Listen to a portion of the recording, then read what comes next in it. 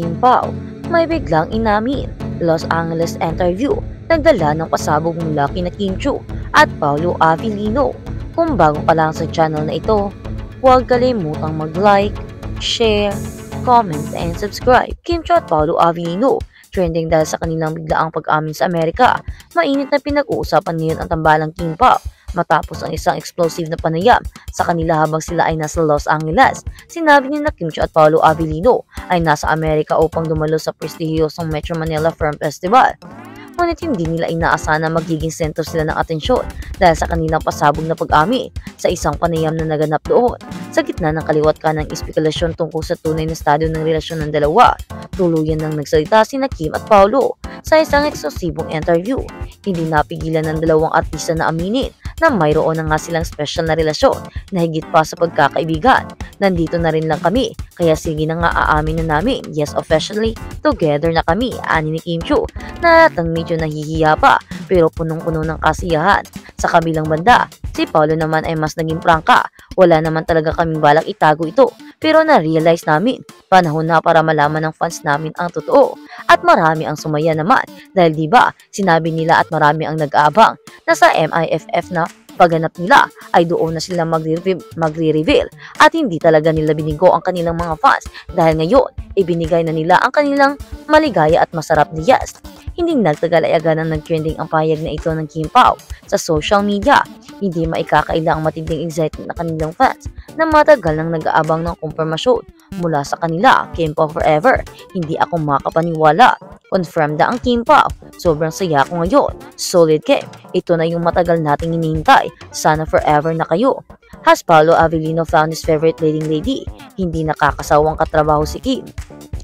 Maging ang kanilang mga kaibigan at kasamahan sa industriya ay agad na nagpayag ng tuwa at suporta sa bagong kompormadong couple. Sa parihong panayam, ibinahagi rin ni Kim at Paolo kung paano nagsimula ang kanilang relasyon.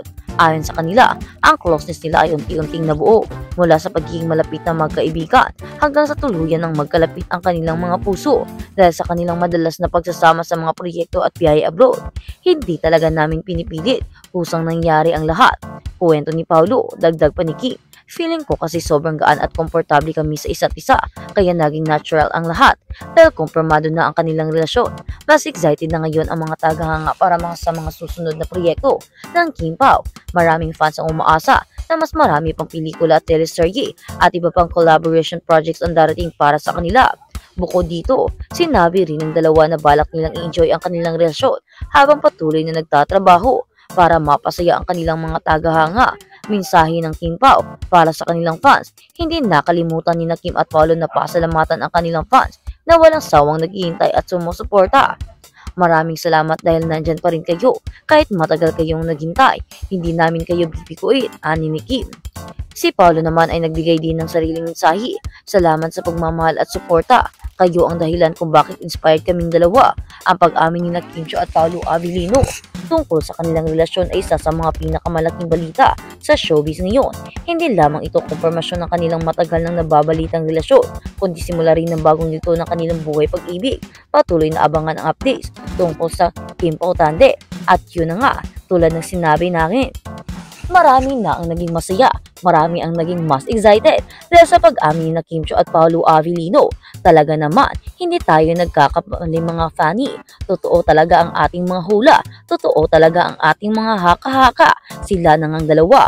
O diba, hindi na nila kailangan pang umamin dahil sa kanilang galawan na ipinapakita alam na namin at alam na natin kung ano nga ba ang tunay na estado ng kanilang relasyon. Kaya naman, mas naging excited lamang ito dahil sila na mismo ang umami dahil sobrang legit na ito at hindi na ito matatawag pang haka-haka, chismis or kung ano-ano pa dahil nanggaling mismo sa kanilang mga bigi-biga at bunganga na sila na talaga na hindi na sila haka-haka lamang kundi totoo at officially mag-girlfriend at boyfriend na sila. At ngayon, ang pinakaabangan naman ng mga fans ay hindi na ang kanilang pag-amin dahil nangyari na, kundi ang kasalang magaganap. Kailan kaya magpo-propose si Paolo Avellino kay Kim Chiu? Kailan kaya niya ito yayayaing magpakasal. Alam naman nating sobrang maaga pa, pero wala namang mangyayaring masama kung susubukan nila, diba? Dahil kung sila talaga at ngayon ay pinakita na sila ng tadhana, ipinagtagpo na silang dalawa. Kaya naman, sigaw ng karamihan, Paolo Avellino, niligawan mo na, diba? Baka naman pwede ka nang mag-propose at iyon ng pakasalan si Kim Chiu. At sa kabilang banda, isang gabing di malilimutan, Kim Chiu at Paolo Avellino inulan ng hiyawan sa kanilang espesyal na konsyerto para sa mga kababayan. Isang gabing di malilimutan, Kim Chiu at Paolo Avellino, isang gabing puno ng saya at kilig at di malilimutang performances ang ating na Kim Chiu at Paolo Avellino sa kanilang espesyal na konsyerto na ginanap kamakailan lamang para sa mga Pilipinong fans sa ibang bansa. Hindi magkamayaw ang hiyawan ng mga manonood.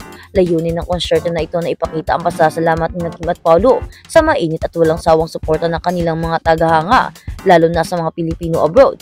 Napuno ang venue ng excited na fans na matagal nang naghihintay na makita ng personal ang kanilang paboritong tambalan. Mula sa pagbukas ng entablado hanggang sa finale, inulan ng hiyawan ang performances ni Kim at Paolo. Kabilang na sa mga pinagkamarka ay ang kanilang duet ng mga romantic songs na lalong nagpakilig sa mga manonood. Hindi rin nagpahuli ang dalawa sa pagpapakita ng kanilang natural na chemistry, lalo na ang sabay nilang kantahin ang ilang sikat na OPM hits. Bukod dito, naging espesyal din ang gabi dahil nagkaroon na nga ng pag-amin sina Kim Chiu at Paolo Avellino. Inamin na nila ang kanilang tunay na estado ng kanilang relasyon. Inamin na nila na minamahal nila ang isa't isa. At inamin na nila na hindi na lang sila bilang magkaibigan, kundi mag-boyfriend at girlfriend na sila. Ating matatandaan na ang kanilang pelikulang My Love Will Make You Disappear ay isang tungkol sa pag-ibig na nawawala. Pero dito, sa kanilang pelikula, natagpuan nila ang pag-ibig. Dito nila binuo ang kanilang pagmamahalan. Dito nila nakita kung ano nga ba ang tunay na dahilan o kung ano nga ba ang tunay na meaning ng pagmamahala. Tulad nga na nangyari sa kanyang mga fans, sa kanilang pelikula sila nakahanap ng mga pag-ibig, kapwa mga ka-fans lang na nagkakatuluyan. At ngayon ang sigaw nila ay ang kanilang idolo naman daw dahil sila ay nakahanap na ng kanilang mga pares. At ngayon nga ay umamin na si Paolo Avellino at Kim Chiu ay sobrang napakasaya na nila dahil hindi lang daw sila ang nakahanap na ng pag-ibig, kundi ang mismong kanilang iniidolo. Ang dalawa pa daw talaga. Kaya naman sigaw nila, kailan kaya ang kasal? Kailan kaya sila magkakatuluyan? Kailan nga ba mangyayari ang ganoong pangyayari?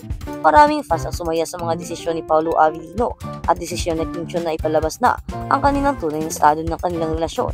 Marami ang sumaya at humanga sa kanilang katapangan at kung paano nila pinoprotektahan ang sa isa't isa at kung paano nila pinapalaghan ang kanilang relasyon. Pareho nga silang pribadong tao ukol sa pag-ibig dahil hindi naman nila itago ito ng matagal kung walang dahilan, diba? Kaya naman, hindi na namin kailangan pang i-ask kung ano ba talaga o ano ang dahilan nyo kung bakit nyo itinago. Ang mahalaga sa amin ay umaming tiyo. Ito ang sigaw ng mga fans. Kaya naman marami ang natuwa sa revelasyon nila sa Los Angeles at sana naman ay may mga pictures na kaming makikita at mga vlog